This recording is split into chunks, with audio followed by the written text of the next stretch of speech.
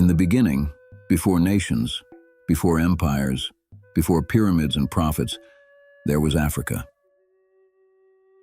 For centuries, the world was told a lie that separated Egypt from Africa, a lie that claimed civilization was a gift to Africa, never from Africa.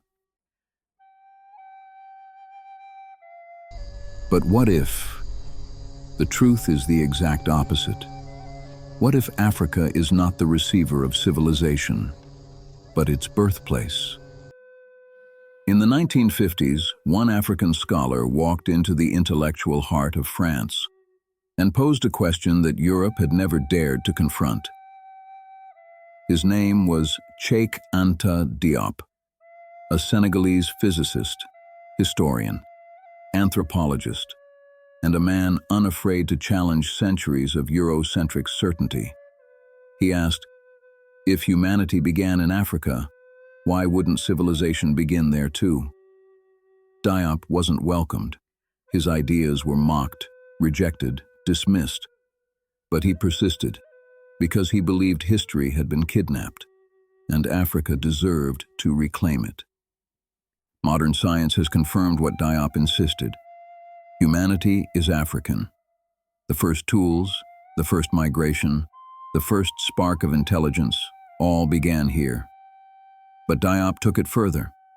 If the parents of all humans came from Africa, then the earliest cultural systems, food, language, cosmology, must trace back here too. He argued that civilization was not a miracle of Greece, not the invention of Mesopotamia, but the flowering of African knowledge carried along the Nile. This is where Diop aimed his boldest claim. Ancient Egypt was a black African civilization. No argument in modern history triggered more controversy, but Diop brought evidence, mountains of it, not poetry, not myth, science, melanin tests. He tested the melanin in the skin of mummies. The results? Dark-skinned people. Linguistics.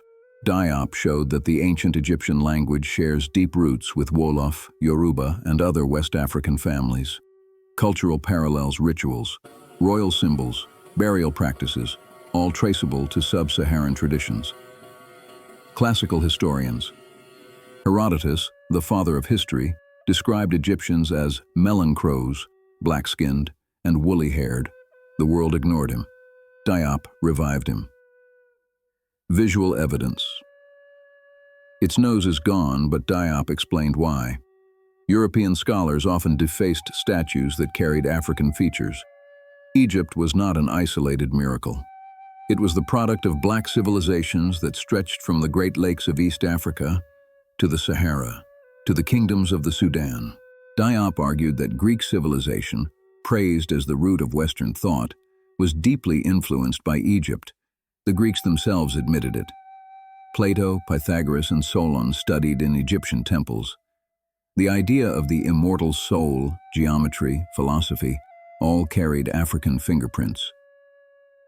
Yet history books retold the story as if Africa contributed nothing, as if black history began with colonization and slavery. Diop shattered that illusion. The erasure of Africa was not accidental. It was political. To justify colonization, Africa had to be portrayed as primitive. To justify slavery, Africa had to be painted as uncivilized. To sustain racism, African brilliance had to be forgotten. Diop exposed how 19th century scholars rewrote history, turning Egypt white, disconnecting it from Africa, and placing Europeans at the origin of progress. One of the most dramatic moments came in 1974 at the UNESCO Symposium. Scholars gathered from every continent to settle the question, was ancient Egypt African? I stand here today to speak the truth as I see it. Diop presented genetics, culture, linguistics, archaeology. His arguments were overwhelming. Some scholars walked out, others sat in silence. One thing became clear: even if the world was not ready to accept Diop, it could no longer ignore him. Diop's work ignited a revolution. African scholars began uncovering a continent full of ancient mathematics, astronomy, kingdoms, and empires. Africa was not a footnote in human history. Africa was human history. Today, genetic research, archaeology, and climate studies continue to confirm Diop's vision. We now know humanity began in Africa, civilization began in Africa, and Egypt, the world's first nation-state, was built by African hands, African minds, and African cultures. For centuries, Africa's history was buried, but the sands of time cannot hide the truth forever. Today, the children of Africa rise with a new understanding of who they are, not descendants of darkness, but inheritors of humanity's first light. Cheikh Anta Diop restored a stolen legacy. He reminded the world that Africa is not at the edge of history. Africa is the beginning of it.